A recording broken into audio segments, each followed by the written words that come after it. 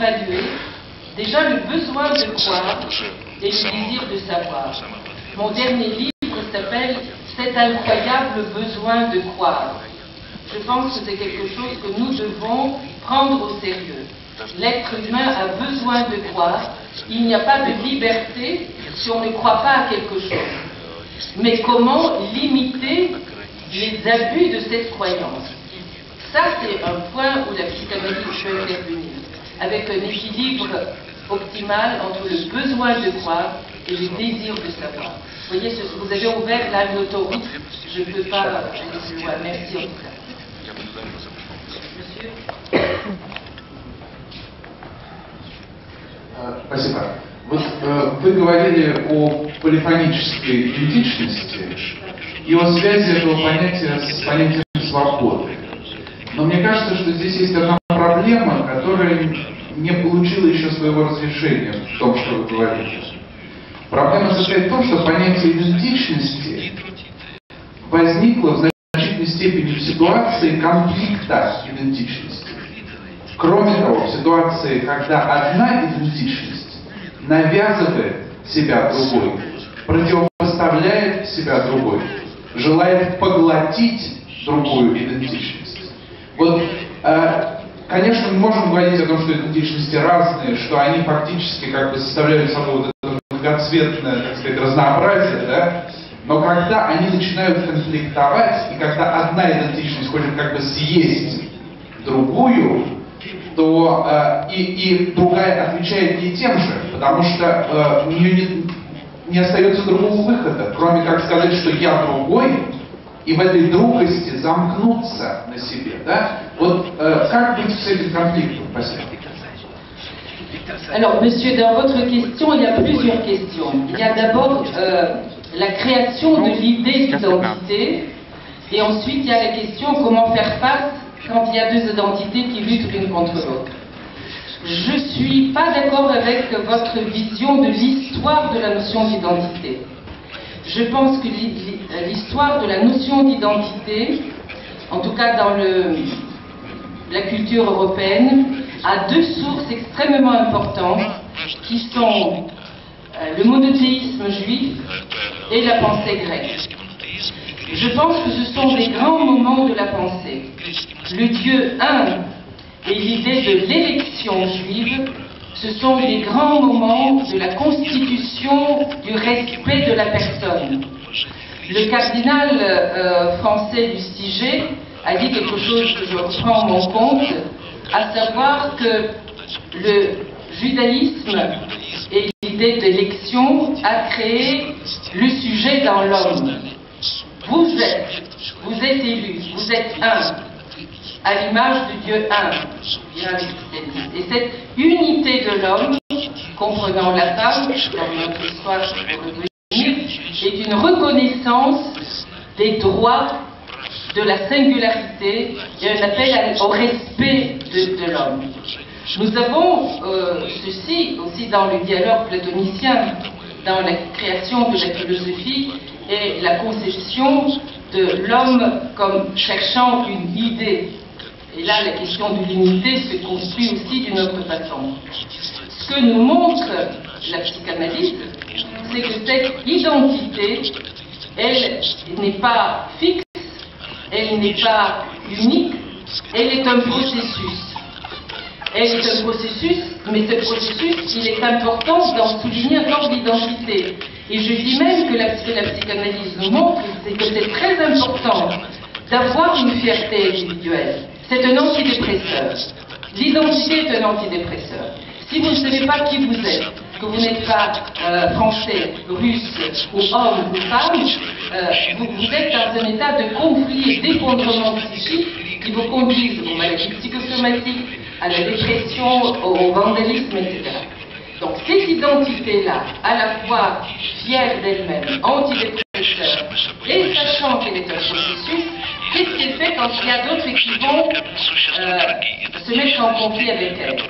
eh bien ces conflits-là, il faut les régler sur le plan économique, politique, etc. Donc toute la question du champ du savoir, du champ de l'économie, du champ de la politique ne disparaît pas dans mon livre. Simplement, je ne m'occupe pas de ça aujourd'hui. Je dis qu'à un moment donné où ces questions-là vont être en cours de règlement, il faut penser à comment les gens qui sont sur le marché, qui sont dans la politique, vont vivre ça personnellement.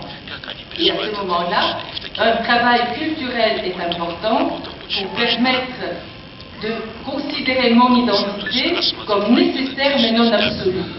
Et de voir que l'identité du chinois est intéressante, et celle du musulman aussi, à condition qu'eux aussi ils fassent le même travail. D'où l'importance de transporter nos sciences de l'homme sur tous les continents. Moi, je dis ça parce que je suis un peu ambassadrice de la culture française, bon gré mal gré, avec mes petits moyens. J'étais en Chine, je vais aussi dans les pays arabes.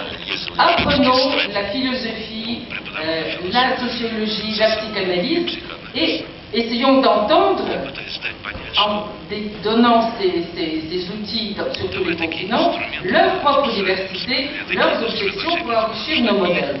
Mais je ne pense pas qu'il y ait d'autres solutions pour cette interface interidentitaire que celle-ci. Merci.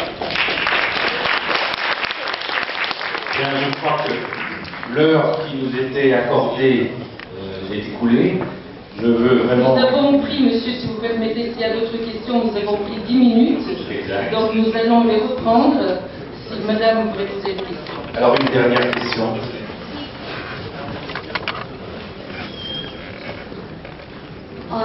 У меня вопрос, я понимаю, что осталось очень мало времени, вопрос у меня довольно большой. Я хотела спросить, что думает мадам Кристева по поводу того, в какую сторону, в каком направлении сейчас развивается европейская мысль, преодолен ли постструктурализм, на каком этапе мы находимся сейчас, можно ли назвать, так сказать, можно ли назвать ту парадигму, в которой мы находимся, принципиально новой по сравнению с тем, что открыли великие философы 50-х, 60-х годов 20 века, или мы еще, так сказать, живем на этой волне, и она продолжается, что, в общем, происходит в этом смысле. Таков мой вопрос. Я понимаю, что он довольно большой, но мне очень хотелось услышать ответ на него. Merci. Je vais simplement répondre très rapidement. Je pense que le structuralisme, qui est un héritier du formalisme russe d'ailleurs, est un grand moment de la pensée européenne qui n'a pas fini de donner ses fruits et ses conséquences. Et une de ces conséquences, c'est ce que j'appelle, d'autres avec moi l'appellent du post-structuralisme, qu'on a amorcé en introduisant dans le structuralisme la pensée de Bakhtin, qui était déjà un post-formaliste russe, et qui pour moi était très important pour introduire le dialogue et l'interculturel. À partir de là, le post-structuralisme se développe dans deux directions, à mon sens. D'une part, du côté de la psychanalyse, en développant la subjectivité, l'inconscient, le rapport entre la pulsion et jusqu'à la biologie, donc une rencontre avec les sciences de la nature, y compris la biologie évidemment, et d'autre part, en ouvrant la structure vers le champ politique et historique. Donc ça s'appelle le post-structuralisme, et je pense que, quelle que soit la visibilité réduite de ce travail, parce que l'image rend les choses plus difficiles à être diffusées publiquement à l'écran, mais ça se développe dans les universités, je pense que c'est en bonne voie. Donc je vous invite au colloque universitaire. Merci. Vous vouliez faire une annonce? Voilà. Дамы и господа, после окончания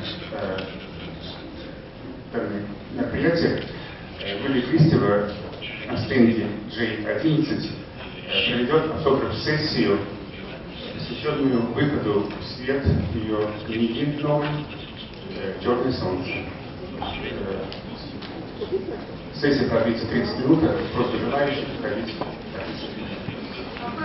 Je voulais remercier l'éditeur Richard. Il paraît que c'est une traduction, merci monsieur l'éditeur, parce que c'est une traduction formidable que je n'ai pas aujourd'hui, mais je voudrais remercier aussi le traducteur. Merci. Nous remercions Zanga Kiseva pour cette magnifique conférence. Et maintenant, nous allons changer d'interlocuteur et de sujet, et nous préparons la première des 3 tables rondes.